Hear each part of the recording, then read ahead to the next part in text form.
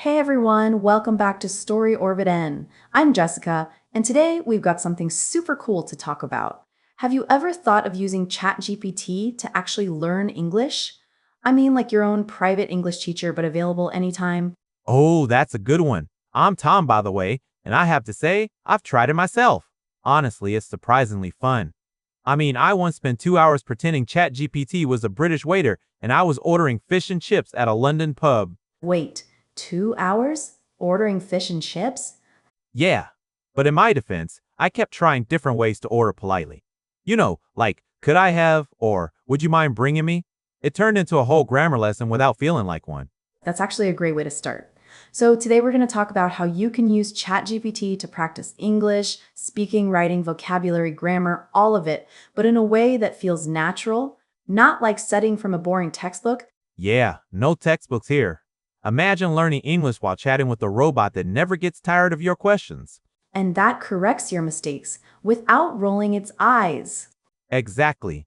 That's the dream. So, Tom, let's start with speaking practice because a lot of learners say, I understand English, but I can't speak it confidently. Oh, absolutely. That's like the number one complaint I hear.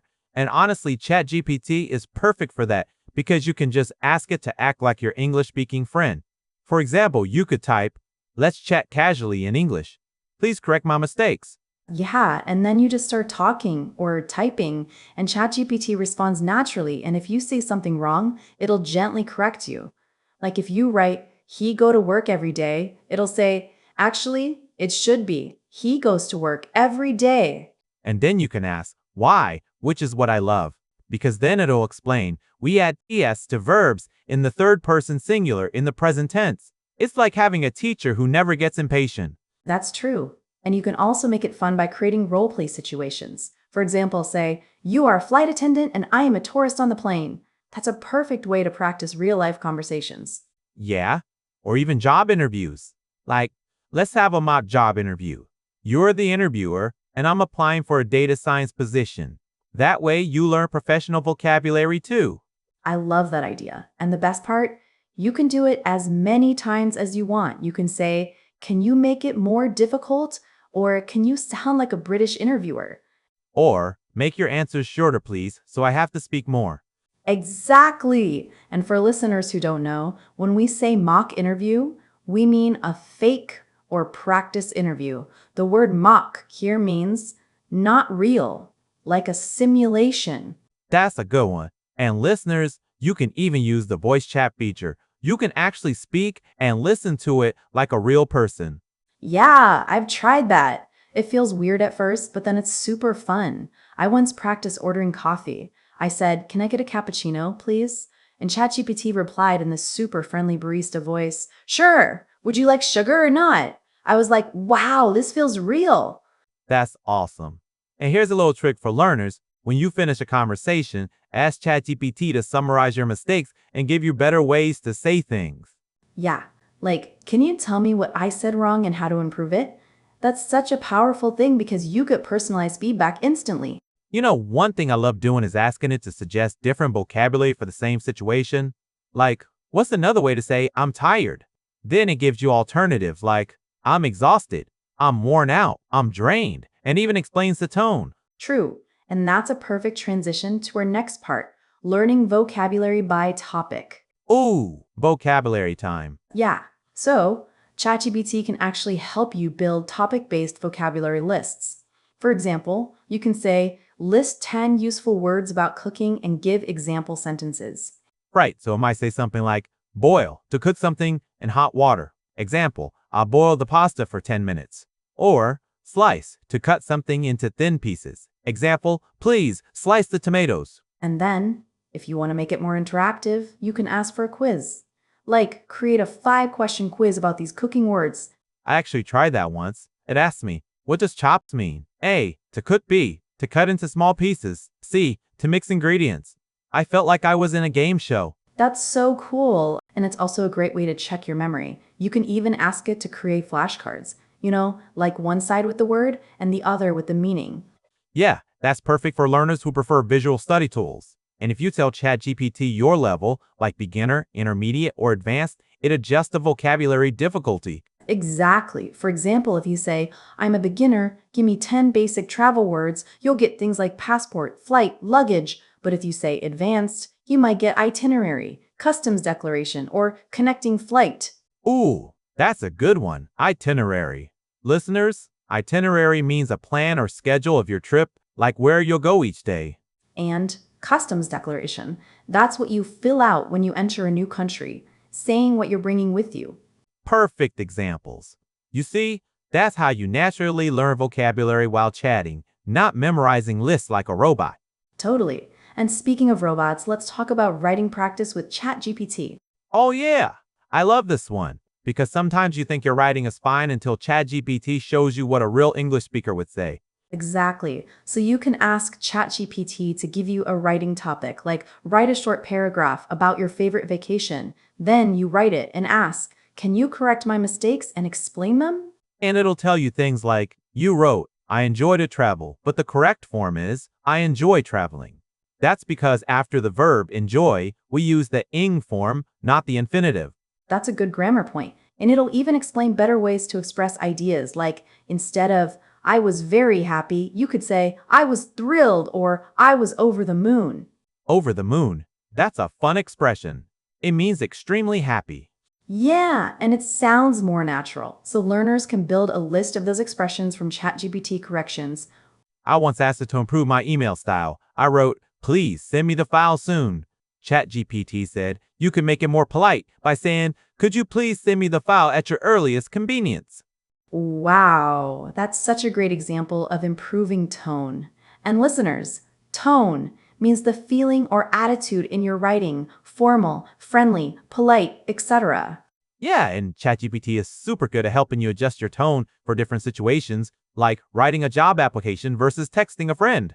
Exactly. You can say, make it sound more professional or make it sound more casual, and it'll change the language accordingly. You know what's really cool too? You can ask ChatGPT to make creative writing prompts. Like, give me a story idea about time travel, or write the first line of a mystery story, and I'll continue it. Oh, that's fun. And then ChatGPT can help you continue your story, correct grammar, or suggest better adjectives. Yeah, adjectives are describing words like beautiful, boring, exciting. And you can even ask for feedback like, does my story sound natural to a native speaker? That's super helpful. Totally. Now let's move on to grammar practice. Everyone's favorite topic, right? Oh, yeah, grammar. The word that makes half of our listeners sigh. But hear us out, because ChatGPT can make grammar actually enjoyable. Right. For example, if you're confused about the past continuous tense, just ask, explain how to use the past continuous with examples. ChatGPT will say something like, we use the past continuous to talk about an action in progress at a specific time in the past. For example, I was watching TV when you called. And if you want more practice, you can say, give me 10 sentences to complete using the past continuous. That's how you turn a boring grammar rule into an interactive exercise. Yeah. And another great one is a second conditional. Like if I won the lottery, I would travel the world. ChatGPT can give you examples and even quiz you. I like that. And you can mix it up by saying, make it more difficult, or make the sentences about traveling or food, so it feels more personal. That's a good tip. You can also ask ChatGPT to explain the difference between confusing grammar points like past simple versus present perfect. Oh, that's a classic. I remember ChatGPT explaining it to me like this. Past simple is used for finished actions like I visited Paris last year. Present perfect is used for experiences or actions that have a connection to the present, like I visited Paris before. That's such a clear explanation. And learners can practice by making their own sentences and asking ChatGPT to check them. Yeah, and if you're not sure, just ask, is this sentence correct? Or which tense should I use here? Exactly. And if you make a mistake, don't worry, ChatGPT understands you anyway. It's not judging. Yeah, it's your friendly grammar coach. Speaking of coaching, you can even ask ChatGPT to create a personalized study plan. Oh, yeah, that's awesome. Just say something like, I'm a beginner and I have 30 minutes a day to study English. Please create a 3-month study plan for me. And it'll organize everything speaking, reading, writing, grammar into a weekly plan.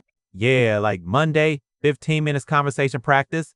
Tuesday, learn 10 new words. Wednesday, write a short paragraph.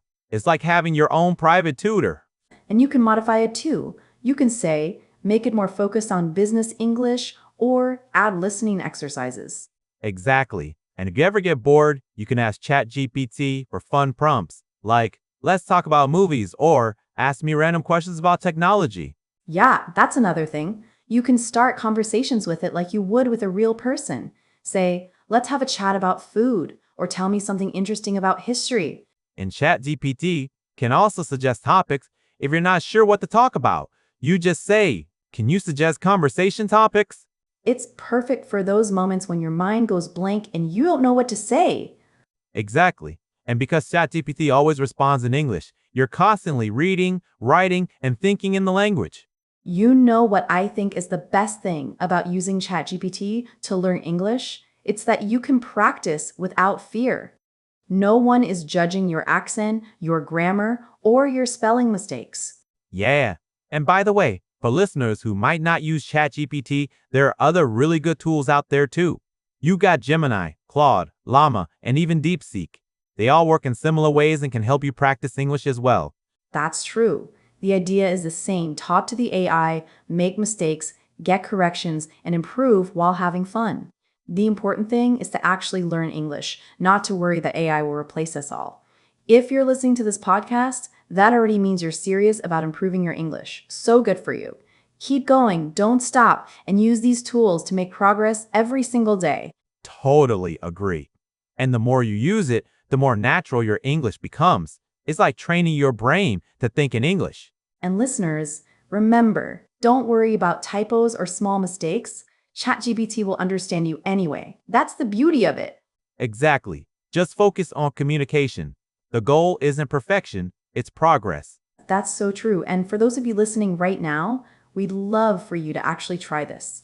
Yeah, after this episode, open ChatGPT and try one of these prompts. Let's talk about food and correct my mistakes. Or give me a quiz about animals.